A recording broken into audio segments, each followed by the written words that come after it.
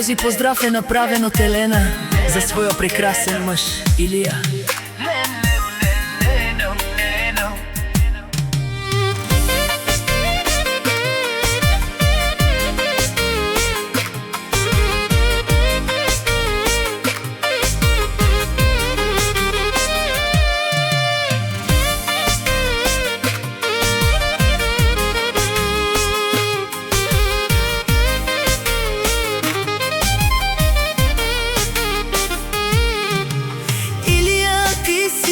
Моята съдба,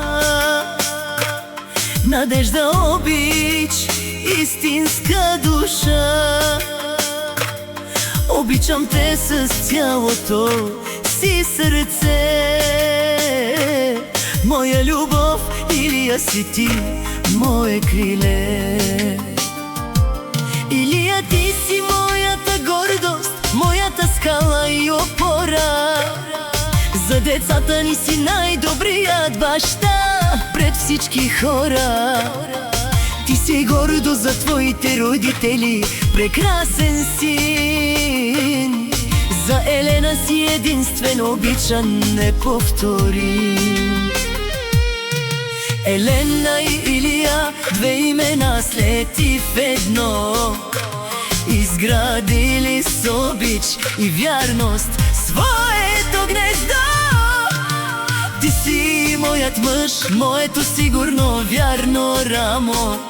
Обичам те, Илия, и за нашето семейство мисля само.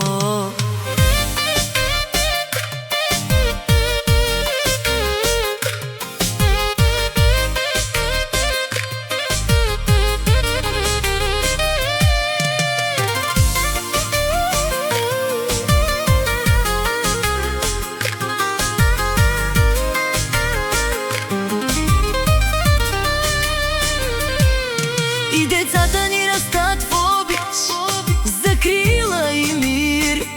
Защото ти, Илия, ни пазиш винаги без спир. Сърцето на Елена прелива от нежност и топла гордост, че ти си бащата, който им дава сила и смелост. Елена и Илия, две имена слети в едно, изградили с обич и вярност своето гнездо. Ти си моят мъж, моето сигурно вярно рамо. Обичам те, Илия, и за нашето семейство мисля само.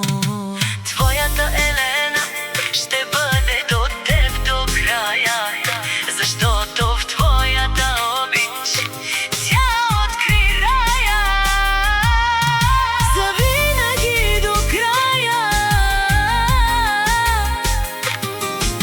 в твоята обич тя откри рая.